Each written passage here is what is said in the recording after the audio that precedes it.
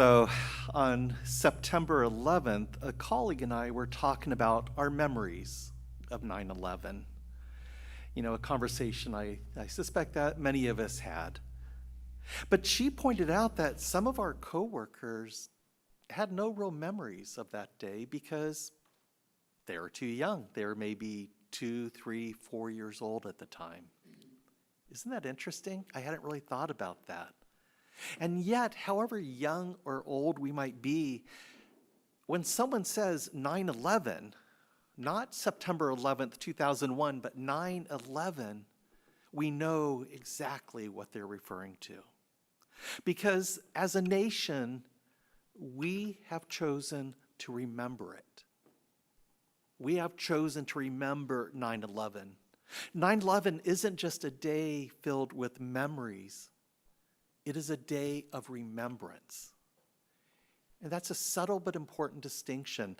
An event becomes a remembrance when we choose to remember it. We choose to remember it because of its importance to our lives. That is, we don't just remember the event itself, we remember why it's important to us. So what do we remember on 9/11? What do we remember beyond our personal experience? We remember that feeling of coming together as a nation, to coming together in the wake of that horrific attack. We remember the sacrifice of the first responders at the World Trade Centers. We remember the passengers on Flight 93. We remember so many lives lost. By remembering 9/11, we remember something important about who we are and who we aspire to be. We remember that we are a people dedicated to the principles of freedom, liberty, and the common good, right? This is the meaning of remembrance. It's a conscious remembering of an event that points to something essential about who we are, about what we value. And that's what I want to talk about today, this practice of remembrance. And of course, remembrance can be essential to our individual lives as well. We mark birthdays. Some of us mark wedding anniversaries or even first dates. Religious holidays. Each of these things is an opportunity to reflect on who we are. And keep in mind, we have a choice. We don't have to treat a birthday or an anniversary or a holiday, as something special. We can treat it as just another day. And there's nothing wrong with that. But we can also use these days to pause and reflect, to reflect on where we are on life's journeys, to reflect on where we've been and where we're going, to deepen our experience of life. And actually, I started doing this when I turned 21. When I was turning 21, when that day was approaching, I suddenly realized, well, this is a significant day. This was my coming of age. And I'm not sure why 21. Drinking age? I wasn't a drinker, but I don't know. But for some reason, I decided this was it. And so I decided to mark that day by reading the book Songs of Innocence and Experience by William Blake. Now, I realize that's a quirky choice, but you got to keep in mind, I was a literature major, so there was a certain amount of sense there. But anyway, so that's what I did. Actually, I started the night before, on December 30th.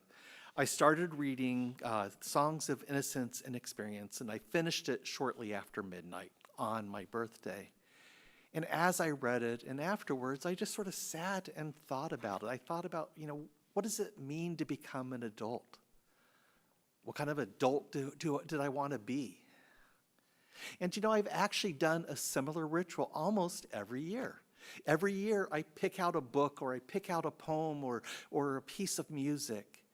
And I don't make a big deal of it like I did at 21, but I still take the time to sit and reflect. This is the practice of remembrance. And then, of course, many of us have lost loved ones, and the anniversaries of their deaths or their birthdays can have special meaning for us. So, for example, my mother-in-law, Karen's mother, died almost 2 years ago, the week before Christmas. And she loved Christmas, so that makes it especially meaningful. And so this year, like last, we'll find ways to remember her. I'll probably play some music by Arvo Pärt, her beloved Estonian composer. I'll probably eat some Godiva chocolate because she loved Godiva chocolate. And Karen and I will go to one of those festival light shows that you drive through because we did that with her mom, year after year. And by doing these things, we're not just remembering her as someone who has died. We're not actually remembering her death. We're actually feeling a sense of connection with her in our lives now. We're honoring her presence in our hearts now. So again, these are acts of remembrance. Okay, so practice of remembrance. I think these are all examples of it, and I'm sure there are more. Mark mentioned music, and I wish I had thought about that. The way in which certain songs take on special meaning for us. And when we hear those songs or play those songs, they call forth something within us. These are acts of remembrance. So it makes sense, right? Okay, so this is where it gets tricky. This is where it gets sticky. Because acts of remembrance can also be complicated affairs, because our feelings can be complicated, because we can be filled with ambivalence and ambiguity. And this often comes up when it comes to the death of a family member, a parent or a sibling. If the relationship with that person was troubled or even broken, our experience of remembrance can be painful. How do we remember our love for them when there was so much pain or anger or estrangement involved? And we might feel the same kind of ambivalence around wedding anniversaries, around the birthdays of people from whom we're estranged, around religious holidays with painful associations. The challenge is to learn how to live with that tension. For example, to feel love and grief for someone without denying the pain we experienced. Because both the love and the pain can be important to who we are. We need to acknowledge them both. We need to remember them both. See what I mean? All right, in that spirit, let's talk about 9/11 again. I am still touched by the memories of that time, how it seemed to clarify our love for this nation and what this nation represents and what it aspires to be. But I'm also conscious of the shadow side of that remembrance. I'm conscious of the war that came in the wake, all the suffering and all the death. And I'm conscious of the hatred and violence experienced by so many Americans because of their faith or because of their appearance, how they dressed. And in observing 9/11, I want to acknowledge both aspects of the remembrance, both the shadow and the light. I don't want to let the memory of one cancel out the memory of the other, because both the shadow and the light can help us think about who we are and who we aspire to be. And this has been on my heart as we approach tomorrow. October 7th, the first anniversary of the Hamas attack on Israel. I don't want to forget the shock and horror that we all experienced that day. And I want to acknowledge the fear and anxiety experienced by people in Israel. I want to acknowledge the vulnerability and hatred experienced by many Jewish people here in the U.S. And I want to acknowledge the shock and horror that many of us felt in witnessing the violence and suffering that has come in its wake, the death and suffering of so many civilians. And of course, October 7th itself is part of a complex history full of conflict and violence. I wish there were a simpler story to tell, but there isn't. There's too much tension, too much ambivalence, too much ambiguity. I believe, though, our task, again, is to live with that tension, to live with that ambivalence, because this is how we keep our hearts open.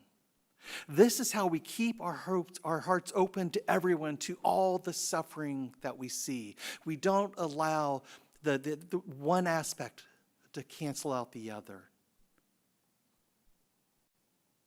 And on October 7th, we don't allow our horror at what has come since to cancel out the horror of that day, and vice versa. Our task is to keep our hearts open, to live in that tension and not force a resolution. It's like the poem I read earlier. They told me we cannot wait for governments. There are no peacekeepers boarding planes. There are no leaders who dare to say every life is precious. So it will have to be us. Now, I must admit, this is not the sermon I first envisioned giving today. The sermon I envisioned was pretty straightforward. It was a sermon about how the practice of remembrance shape who we are as individuals and as communities. And that's still true. That's the blurb I wrote for the service, and, I stand by it. But as I worked on the sermon, I was struck by the extent to which many remembrances are filled with ambivalence, filled with ambiguity, filled with tension. The stories of our lives as individuals, as families, and as communities just aren't that simple. Most of the time, we are not living out some grand narrative, some grand theme. But when I was first envisioning this sermon, I think I had this vision in my mind of like our lives are paintings that we create over our lifetimes, that we paint as we go along, which I think I got from a Kurt Vonnegut novel. But I don't think that works. It's just not that simple. Instead, our lives are a motley collection of stories that we patch together as best we can, like a quilt. And I got that image, actually, from a friend of mine, Dawn Stewart, the Reverend Dawn Stewart. She actually came when I preached here last month, and she was really struck by the quilt. She just fell in love with that, and she was so struck by that she actually created a piece of art in response to it. She does stained glass, which she actually learned to do at seminary. And so she created a piece of stained glass. Again, that was sort of a response to the quilt. Bill, can you put that up?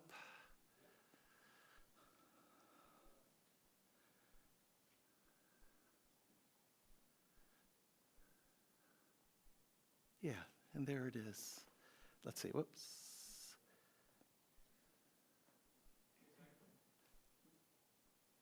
Yep, we'll go on. Whenever it can go up, that's great. Oh, there we go. So that is what she created. But here's the fun part, and this is the part that really inspired me, was when she created this piece, she did not use new glass like she normally does. Instead, what she did was she took scraps of glass from previous pieces that were left over, and she used that to create this image. Very much like a quilt. And when I saw this image, when she emailed it to me, I understood the sermon I needed to preach. And it comes down to this. I wish it were easier to tell the stories of our lives. I wish there was a lot less ambivalence and ambiguity and tension. But that's not how life is. And it never has been. What we can do, though, is to take all our stories, to take all our memories, and make something beautiful out of them. Maybe not the picture we imagine. Maybe not the picture that we want it to be. But we can make something beautiful out of them. And if we can do that, that is enough. May it be so. Amen.